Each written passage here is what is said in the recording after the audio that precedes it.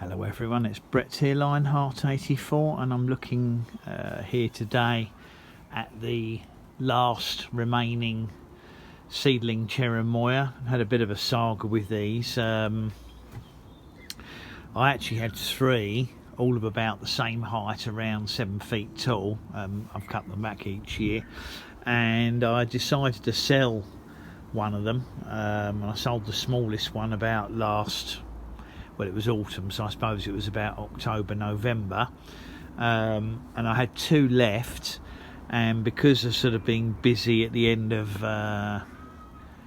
November, early in December, I had the two largest remaining ones outside, and I actually managed to get this one inside, but I left the other one out for a few days, and didn't pay too much attention to the weather forecast, and also I got a little bit suckered into listening to people who are experts on these and tell you how incredibly cold hardy Cherimoyas are.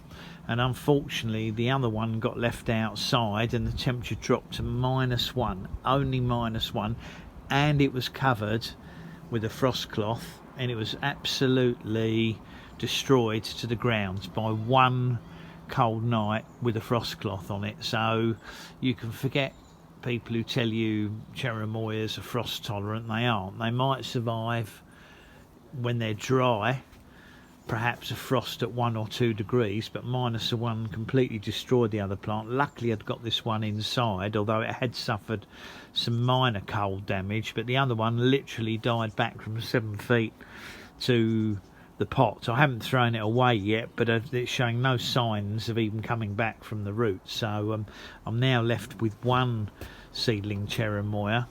Must have sown these at least 10-12 years ago, so it's a shame to have lost them.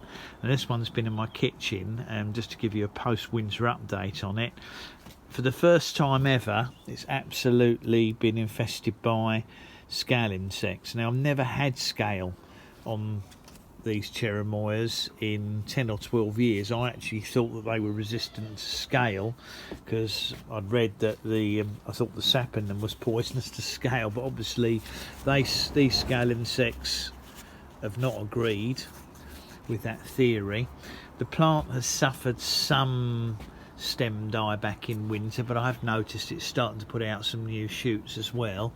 I need to cut off this dead growth. This branch here is dead, so I need to cut off this dead growth at the top. In fact, it'll probably do it some good to have a bit of a cut, a bit of a good prune. This is a new shoot here, and normally if you cut these back, once they've lost all their leaves, they shoot out again, so it is starting to show new growth on it. I think it'll come back quite quickly, to be honest, and I suppose the only benefit I'll have of only having one is if it flowers this year. I'm going to deal with the scale insect probably next week. I mean, I have sprayed it a couple of times and I think it's slowly dealing with the scale, but I think what I'll probably do is remove it all by hand next week. As I said, give the plant a good prune and a good feed, but if it does flower this year, by only having one, at least I'll better focus my attention on trying to hand pollinate the flowers, so it might actually give me a slightly better chance of getting some kind of fruit set.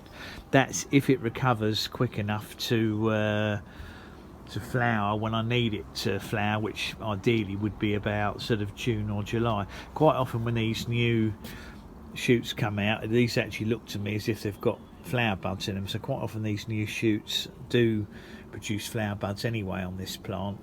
This, can't remember if this is the one that I've had a fruit off before, if it was one of the other two, but I have had a small Cherimoya fruit that was just about edible. But I think if I can focus all my attention on one plant, maybe there's a better chance of actually getting somewhere with it. But I said the main thing to do will be to tackle this scale, which I'm going to rub off with rubbing alcohol.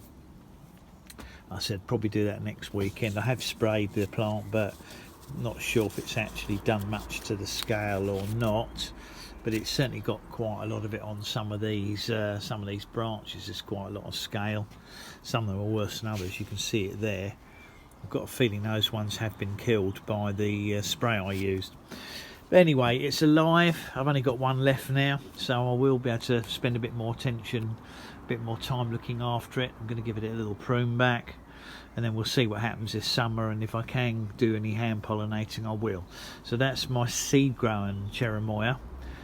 It's at least 10 or 12 years old now, hence it's quite a reasonable size, and obviously if anything interesting happens with it this summer I will keep you updated. So thanks for watching the video. Please give me a thumbs up, share the video if you like, subscribe to my channel, and remember to click on the bell if you do want to know when new videos come out. I will catch up with you all soon. Brett out for now.